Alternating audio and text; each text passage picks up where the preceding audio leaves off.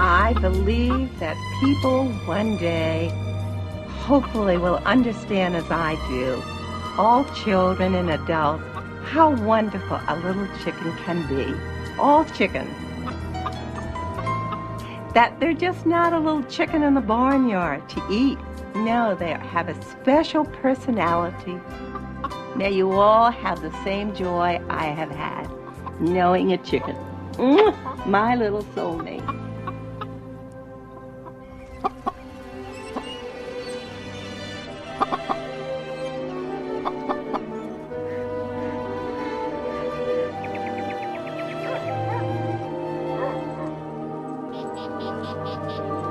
We have a lovely little saltwater farm right on the Atlantic Ocean. It's a wonderful place, and it's quiet, and we all love it. And it's in Maine, so it gets pretty cold in winter, but the animals do well here, and so do the plants, and so do I. It's heaven.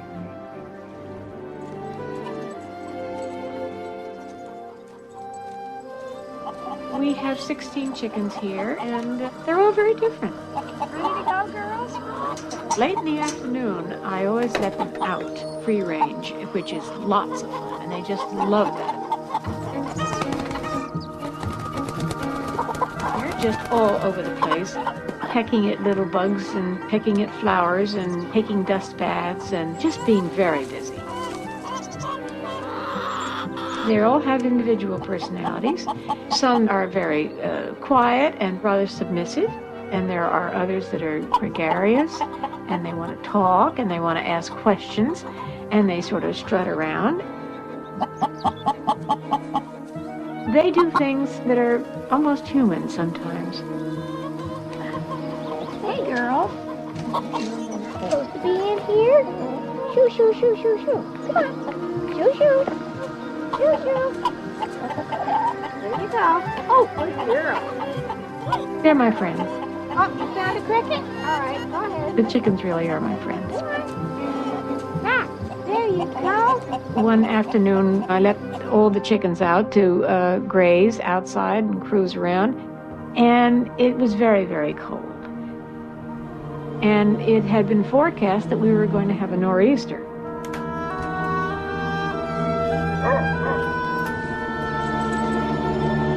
The weather became very raw, and it started to snow.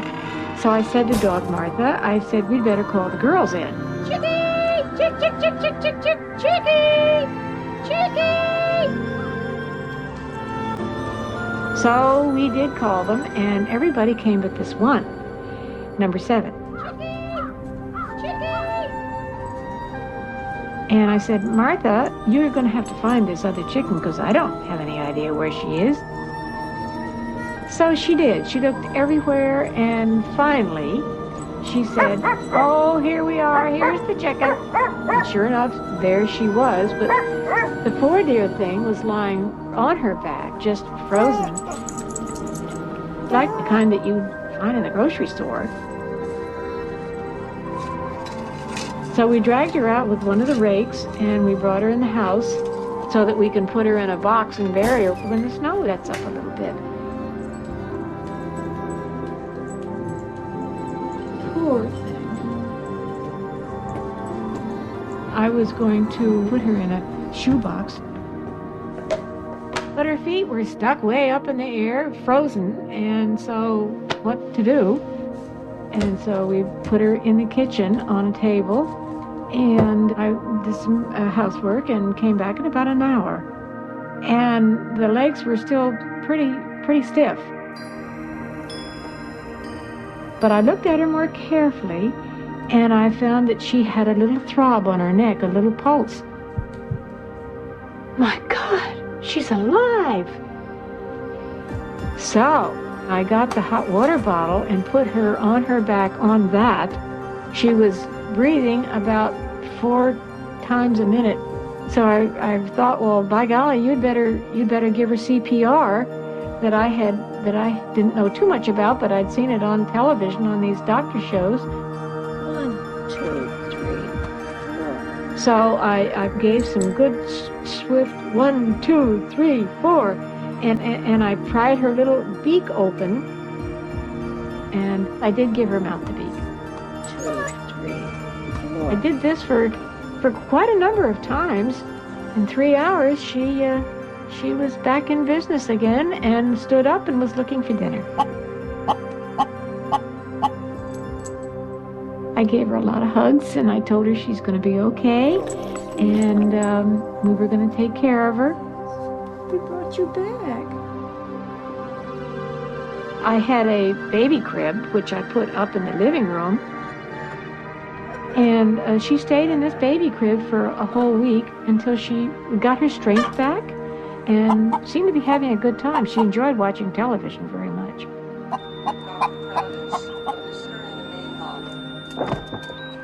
And of course, that's where we got all the idea of doing the CPR for her. This is how I learned how to do it.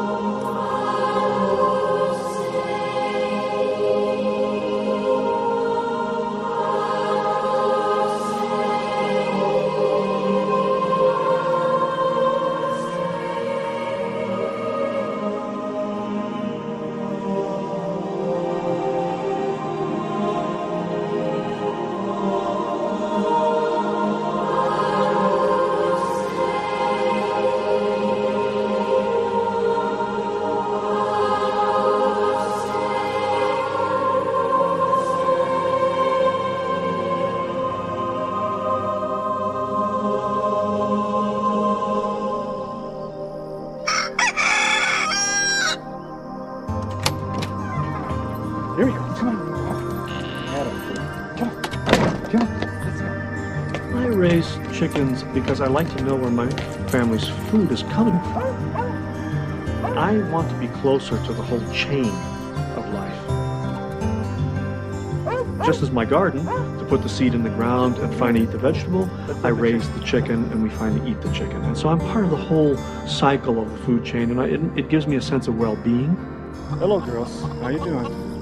Good morning to you. I could have chosen many other kinds of animals to devote my energies to. But chickens have a kind of energy that excites me, and it brings life to the farm, and I enjoy that. Chick, chick, chick, chick, chick, chick, chick, chick. For most of the day, I let them run free. They're as free as I am on the farm. I think the chickens here live a great life. I can tell not only from the flavor of the meat and the quality of their eggs, but in just their sense of well-being. And these are very happy chickens. My dominant chicken, of course, is Moon Rooster, who rules the roost, literally.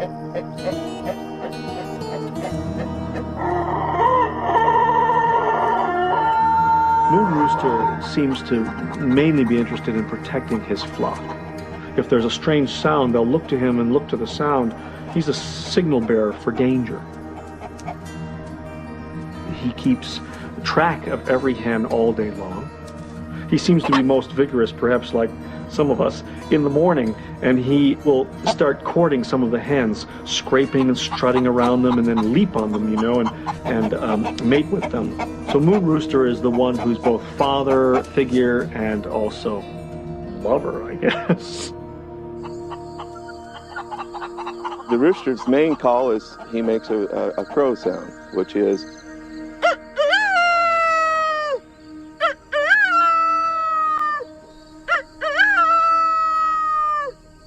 most of the time he flaps his chest before he crows.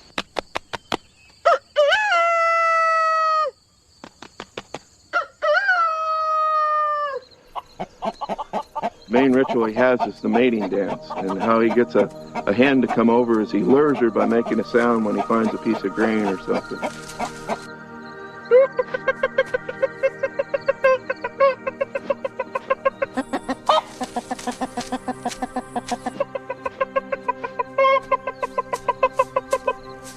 And then the hen will come running in, and she's picking up the grain or whatever, and then he does a dance around her by putting one wing down and one leg up, and it's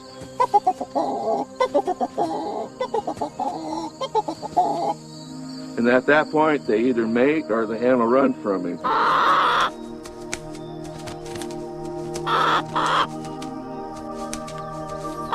And then if he mates with her, afterwards it's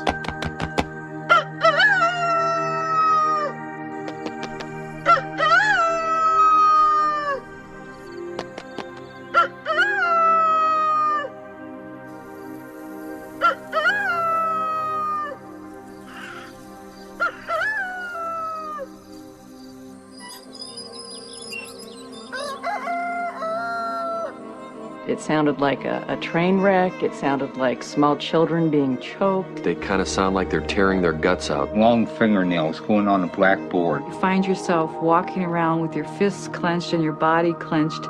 It was with us all the time. We could not get away from it. It's when you're washing the dishes, it's when you're sleeping, it's when you're talking to friends, it's when you're taking a walk. Then you go, oh, it's the noise in the background. It's the roosters.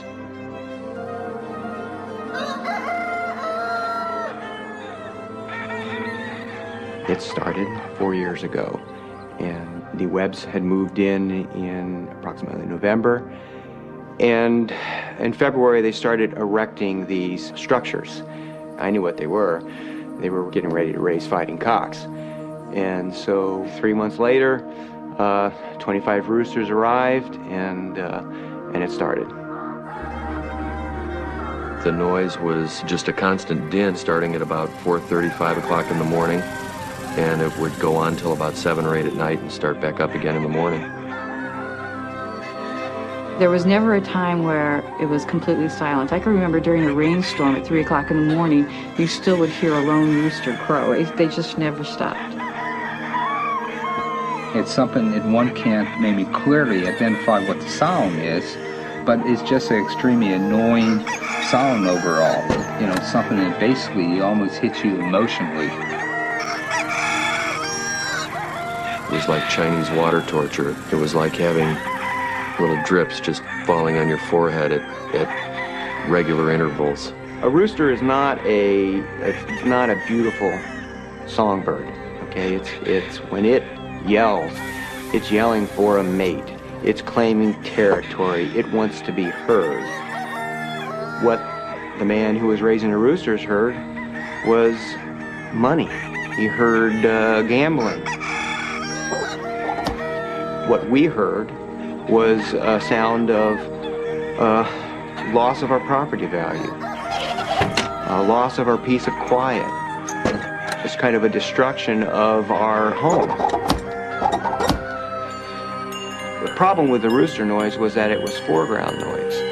So we set up wind chimes, we set up noise machines, we rigged fountains, we did all kinds of things to shift the rooster's noise to the background. In the morning, I would immediately get annoyed. I'd just think, roosters, you know, why do I have to even think about roosters? I just got up and already I'm thinking about roosters. I don't want to think about roosters. It made me angry. It made me angry that somebody could come into our nice neighborhood and think that we were so stupid that they were going to get away with something that was just, it blew my mind.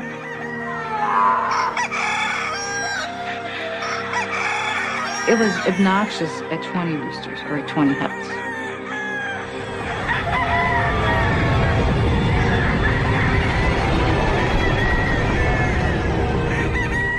When it got to be 100 roosters, it was insane.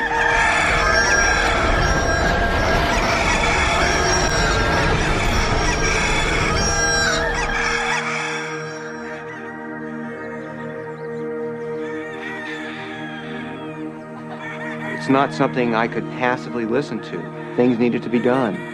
How am I going to get rid of these things? What's the plan? What are we going to do? People talked about parachuting in poison and, letting minks loose over there and ferrets. Other people said, I'd just crawl over there with a gun and start taking them out one by one. I never really found out a whole lot about Bobby Wayne Webb. He's kind of a mysterious guy. I enjoy raising roosters very much. To me, from raising that rooster from a little baby chick till it gets full grown, see what it turns out to be, it's like raising a kid to me, you know. I just love fooling them.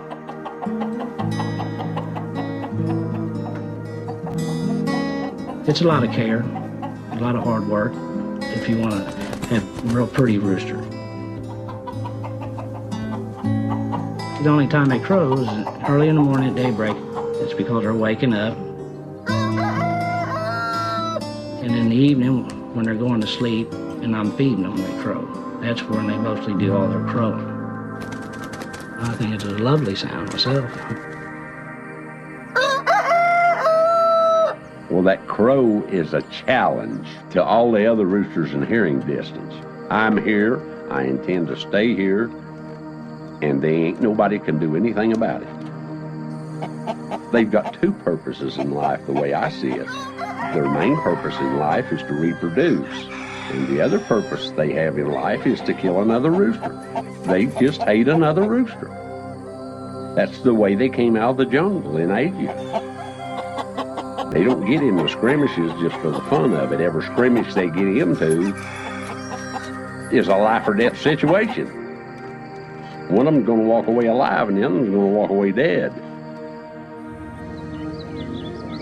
Well, I'm quite a student of Eastern philosophies, and one of the books I've read was On the Art of War by Sun Tzu, a Japanese warlord, and he wrote this doctrine on how to defeat an enemy.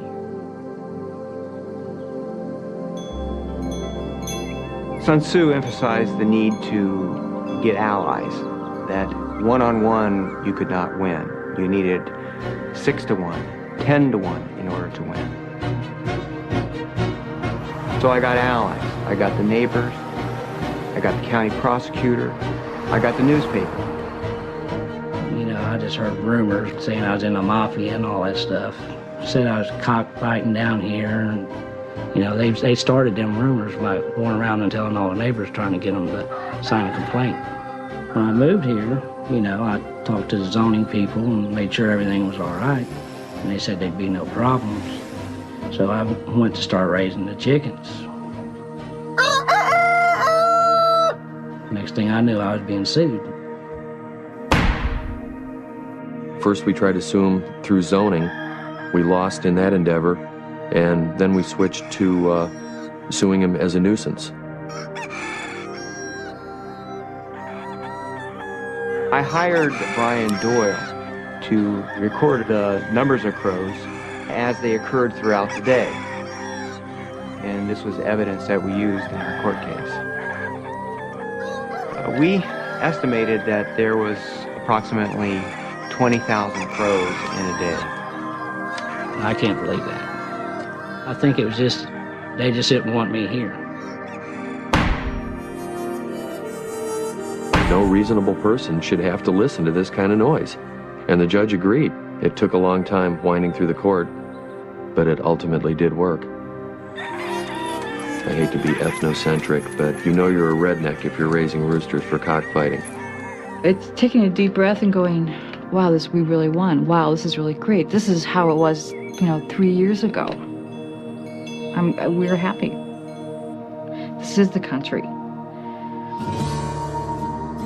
I think they are a bunch of whiny yuppies. You live in an agricultural area, that's what agricultural areas are for. I mean, if you don't like the sound of a rooster crowing, why would you want to move to the country?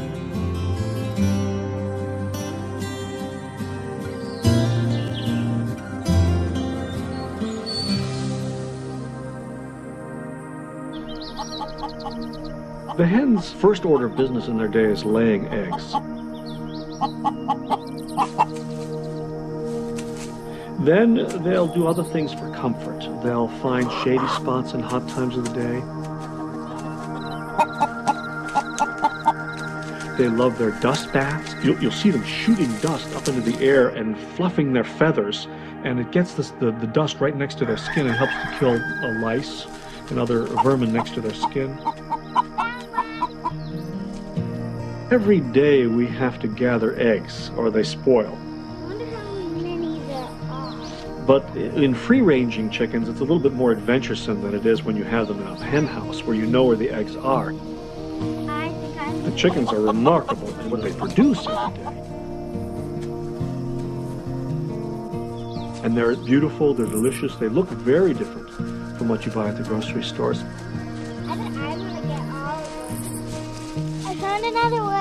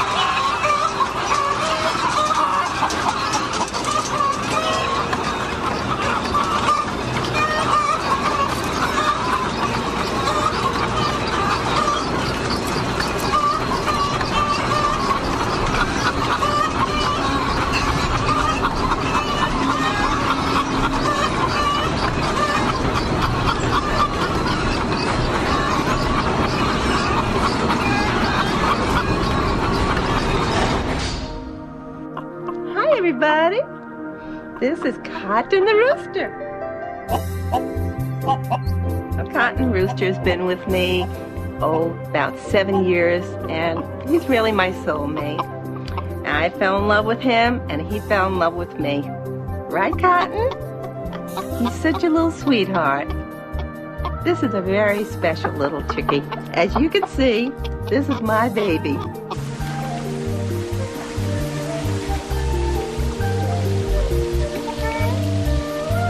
Knowing a chicken is something very special. They're just not here on this earth to eat. They're here because they're beautiful creatures of the universe.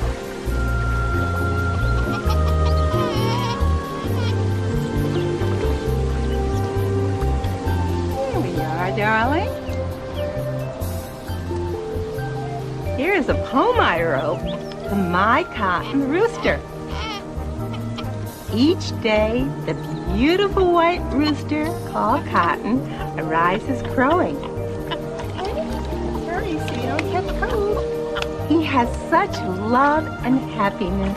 Oh, look how funny you are. He has such a joy exuding from his whole beautiful being. I never even knew a human that was filled with so much love and joy, so great to greet me each morning. We're all done. We're beautiful. Let's go. We're all finished. Off we go.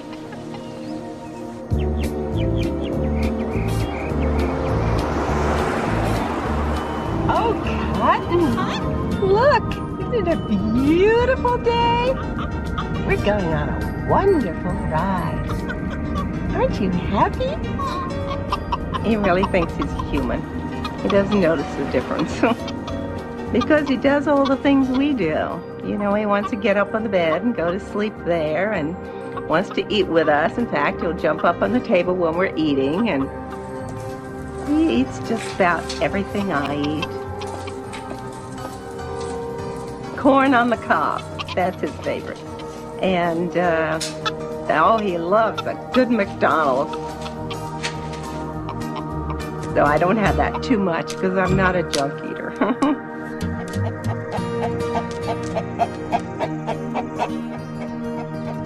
I've watched a little bit of what the hens eat. Sometimes, of course, they'll go into the driveway and just fill up on rocks because that's how they eat. They don't have any teeth.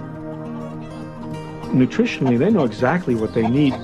They'll take, like, for example, one dandelion fluff, and then they'll move to another weed and take a little piece of a leaf, and also little pieces of dirt or something I can't see because their eyesight is just fabulous, like living microscopes. They'll also chase anything that moves, so they're very good at taking moths and flies and mosquitoes and everything like that. They're always after things that are moving. When I leave the house, I always leave the television on for him so he can watch television. Or I leave on classical music. Of course, he loves Pavarotti. They're so intelligent. I mean, they're just like dogs or cats. Well, I've heard of them being housebroken, too. But he has a little panty on him just in case he would have a little accident. The panties, how do they work? I tie them here. See, it comes. Here it is. Just tied under the wing. So they're very comfortable. And they just come right through. Then I put a little diaper pad inside. We can't always judge animals from our own kind of intelligence. Chickens have their own chicken intelligence, chicken instincts. They have a sense of affection for each other. And I know that they communicate like you and I communicate. They have a wide variety of sounds. Scolding sounds, come hither sounds, sounds of surprise and shock.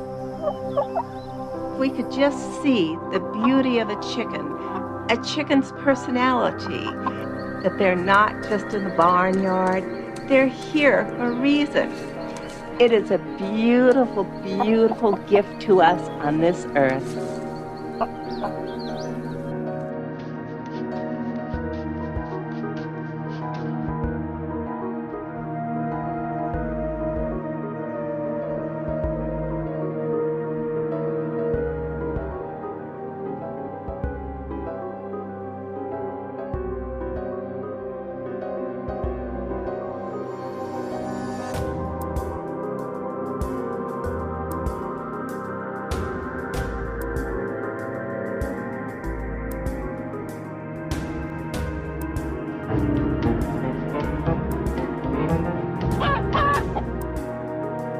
happened when the press got a hold of it was rather scary to me because I had never had any experience with anything like this before. Her fame went very fast. I got calls from people from all over the country, talk shows, DJs. We went by satellite to Guam. We went by satellite to Australia, Nepal. It also wound up in Moscow. And I think there was a lot of interest at the story at this time because there were a lot of things that were going on that were not particularly pleasant in the media. The trial of O.J. Simpson was happening. Orenthal James Simpson, not guilty of the crime of murder. And I think people were just kind of fed up and needed a story that was homey and a Cinderella story, if you will, that did work out.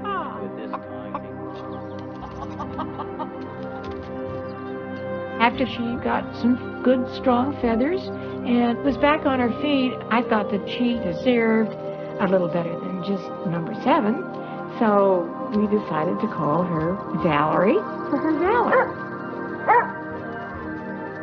Queen Valor, maybe. I don't know. But Valerie it was. And she has responded to that name ever since.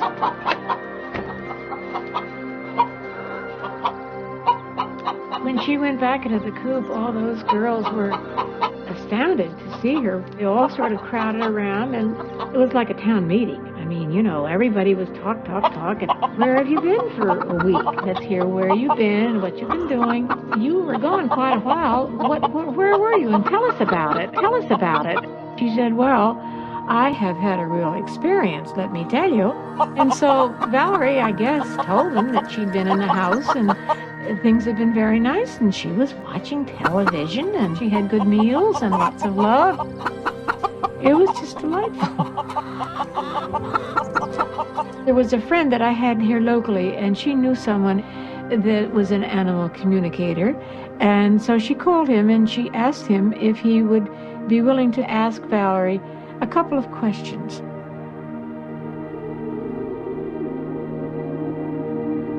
The first question is, when you were frozen, had you been going down the tunnel with a light at the end? And if so, why did you come back? And so Valerie said to him, yes, indeed, I did go down the tunnel. I got pretty close to the end where the light was. And then I was told, you must go back. And I realized that I had been put on this farm not just to lay eggs, but to prove to people that with love and with caring, miracles do happen.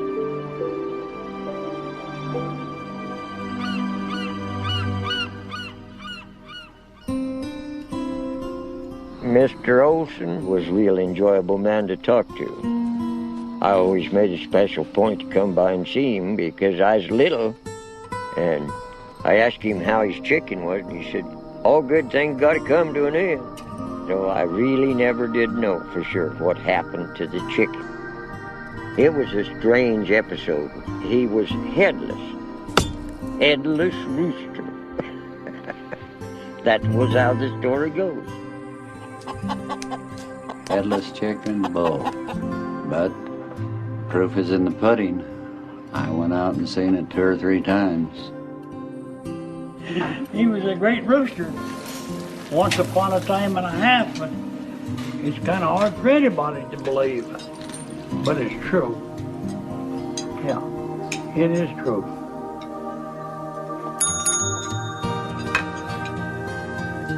Back in the 40s, when my grandparents were running the farm, they raised fryer roosters, fryer hens, and they would slaughter a few of them at a time for their own use, and then they would sell them. My grandfather would chop the heads off, and my grandmother would start picking and cleaning the feathers. Well, he would just keep chopping and throwing them down there in a pile, and they got to the end, and one still was alive walking around. Now, he told me that, you know, on occasion, one would get up and they'd flop around and maybe live for a few minutes, but they'd always go ahead and die. But they had one that didn't die. Any normal man had reached down, picked him up, and cut his damned head off again. But not Ole. He picked him up, stopped him from bleeding, and that was his headless chicken, and that was Mike. And after it had lived for 2 or 3 days and was getting along fine, of course, neighbors started finding out about it, coming and seeing, and people started hearing about it. You get a 6-pack of beer and go up there and you get to see the rooster. That's when I started thinking, boy, I'd like to have that. I've seen a 2-headed calf before at a fair, but not anything without a head. I mean, that's impossible. A gentleman by the name of H.B. Wade had heard about it, and he was in the business of promoting different things, and he got in touch with my grandparents and convinced them there might be a little money made in it, and taking it to sideshows and things like that.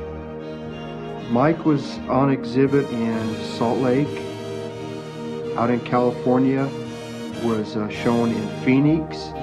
They showed him several times in Chicago, Florida, Atlanta, and New York on the East Coast. They had dreams of making money off of this rooster. Seattle, Frisco, LA on the West Coast. And paying the farm off and getting it out of debt and buying new farm equipment. And then I understand, now don't hold me to this, that it went overseas to England.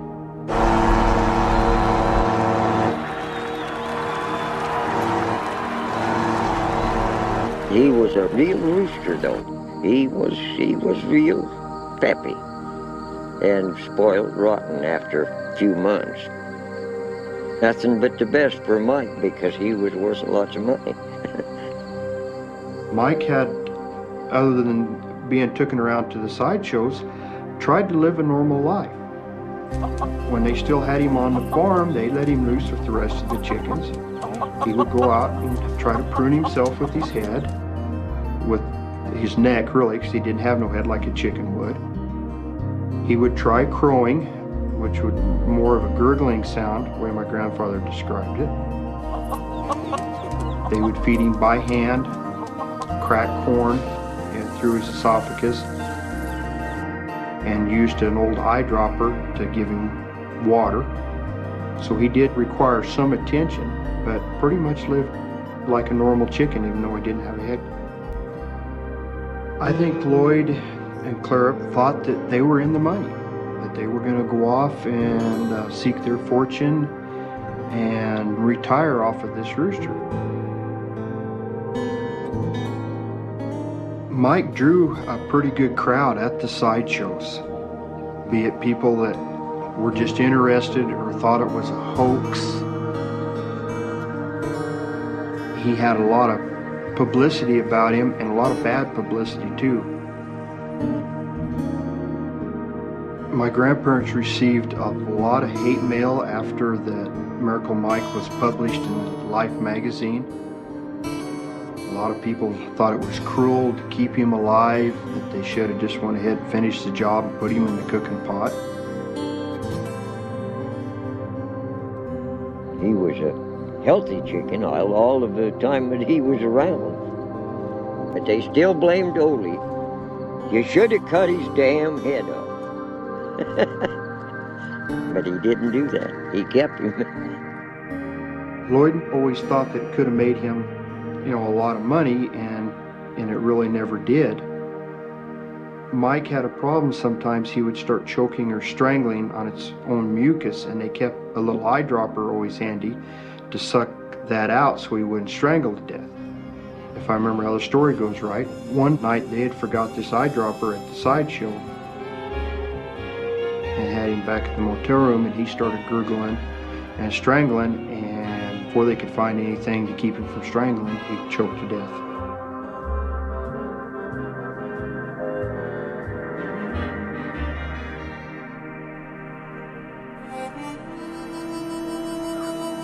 Their dreams were kind of crushed.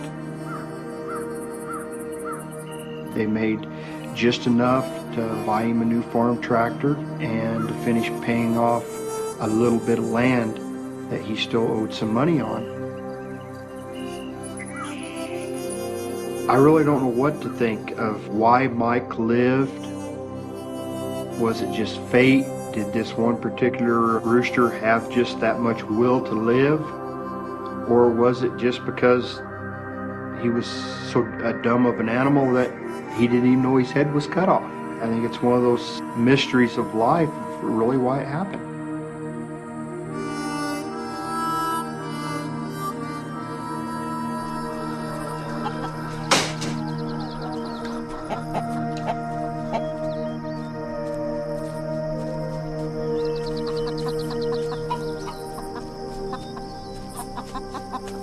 In order to eat a chicken, you have to kill a chicken. There's just no easy way around that. I try to do it as easily on them as possible. I try to respect them all the way through the process to the table. All farmers take this as a matter of course. I guess I feel a bit odd about speaking about killing because I know many people have no experience of this at all. It's very difficult for them to see it as not being cruel, but I don't see it as being cruel. I see it as necessary.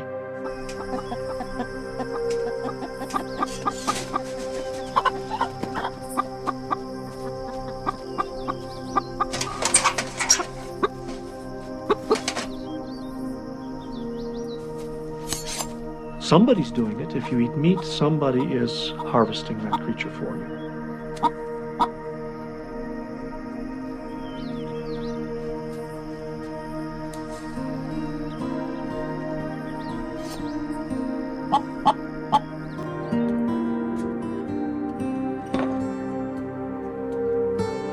Well, let's have a toast to our chicken tonight, okay? Here we go, to our beautiful chicken feeding us tonight. There we go. There's a sense of wholeness about growing your own food, and the chickens remind me every day that it's not just me in this world. It helps me stay attuned to those things that are important to me, like cycles of life and death, of happiness and sadness, just everything that makes a life rich, so it keeps me connected to things outside of myself.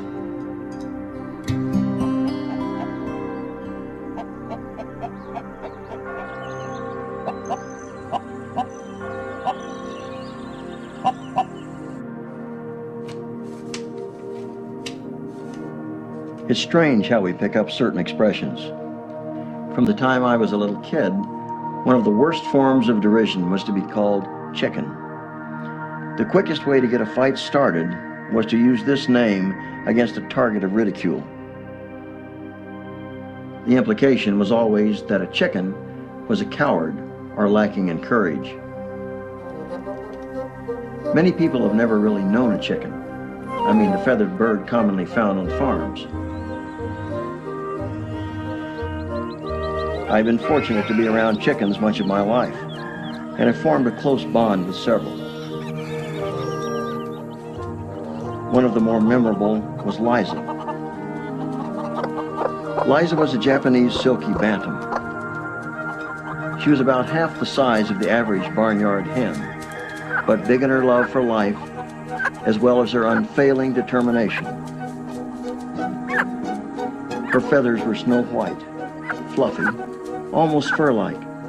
A patch of feathers perched atop her head like a comical crown. Her dark eyes sparkled with life, and as I later realized, a great depth of chicken wisdom.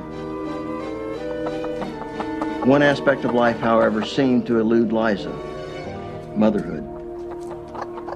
She laid eggs regularly, tiny bantam eggs not much larger than marbles.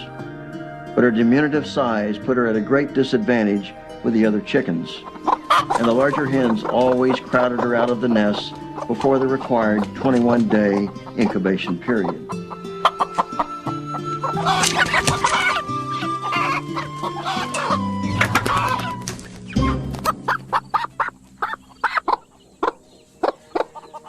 As the new mothers would introduce their brood to the real world, Liza would attempt to take over the duties of mother.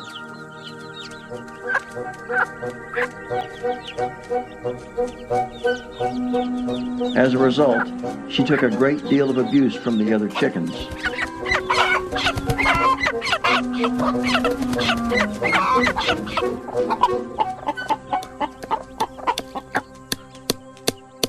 I felt a compassion for Liza, sensing how desperately she wanted to experience motherhood.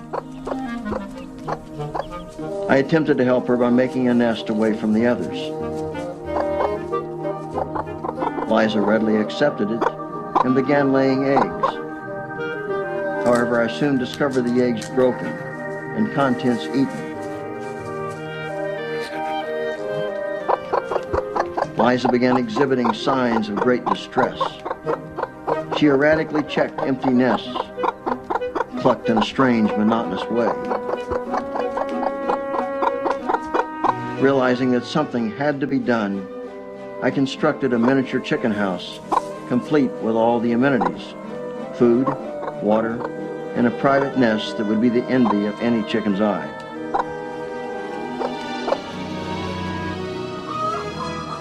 Liza settled into her new home and immediately began depositing eggs in the nest at the rate of 1 a day until she had 6. She then went into the setting mode, plucking feathers from her breast to line the nest and expose her warm, moist skin to the eggs. Finally, the eggs began to hatch. The baby chicks were unbelievably small. It was difficult to count them, for they seemed to disappear almost immediately into the fluffy feathers beneath Liza's wings and breast. And never was a mother more devoted, more thrilled, or more suited to the task at hand. Liza was fairly glowing with the pride and joy of motherhood. I kept the little family in their confined space for a few days, reluctant to allow them out into the real world filled with so much danger. Liza pleaded with every motion of her body to take her new family out into the world. She paced back and forth at the door until I gave in and opened their lives to a world filled with green grass, the warm, moist earth, and more juicy bugs than most of us care to know about.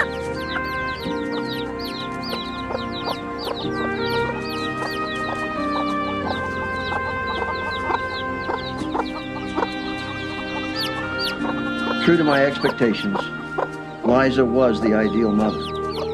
She showed her little family the very best places to search for seeds and grain. From sunup to sundown, she was tireless in searching out the very best for her brood. I felt quite good about the perfection of it all, the absolute order in God's universe, the demonstration of life as it should be.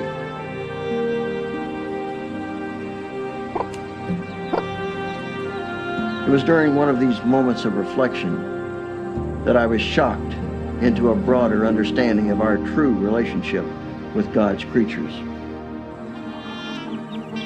As I stood one morning looking out over the field beyond our kitchen window and absently watching the scattered groups of chickens going about their routine, I saw the entire community of chickens freeze.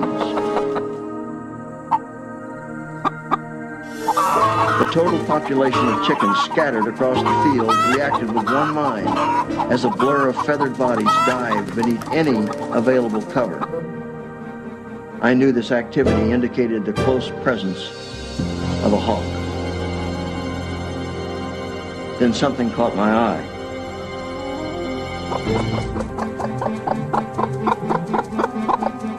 I saw the look of panic in Liza's dark eyes as she started to run for the overhang of the chicken house. Suddenly, the same thought struck us both. They're babies. I vicariously lived the agonizing moment with Liza as she broke stride and turned back to the 6 tiny chicks, still pecking in the grass, oblivious in their infancy to the event happening around them.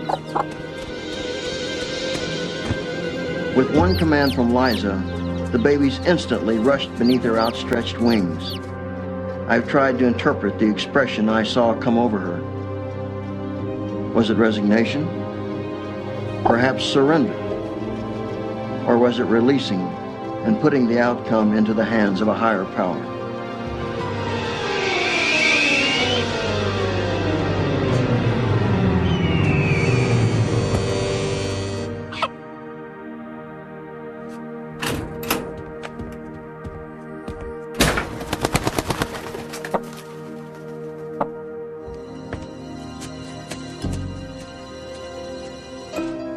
As I slowly and reluctantly walked toward the spot, I was impacted by the immensity of what I perceived to have happened.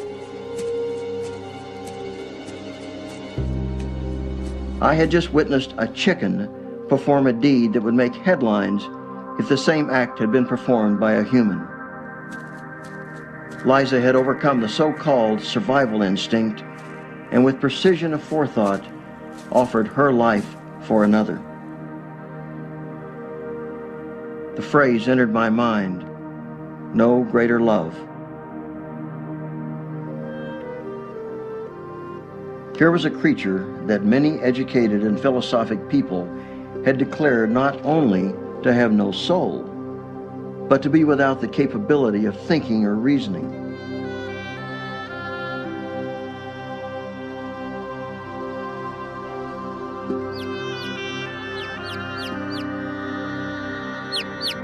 Yet Liza had performed the supreme, heroic, and selfless act.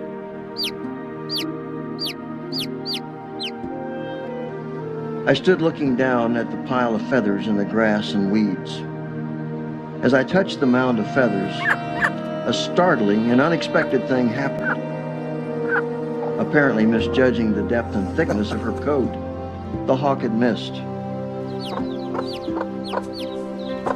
As I watched Liza and her chicks calmly continue with their routine of the day, I realized that I could never think of a chicken in the same way again.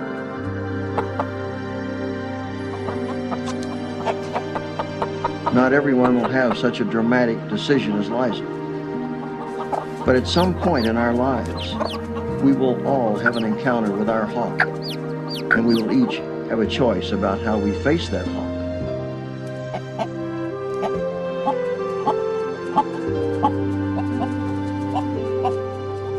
I believe that I was set an example, and I hope to confront any situation with the grace, dignity, and confidence in God that I witnessed in Liza.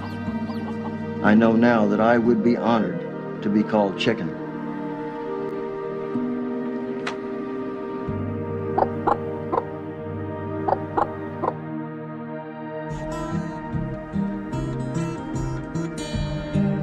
Oh, chicken. Chicken, you can't roost too high for me. Chicken, chicken, come on out of that tree. See, it is a way to begin. Eggs to make a letter in. I am the bird. See what the season is good. Care is to fill him in. Eat, I'm near the end. C-H-I-C-K-N.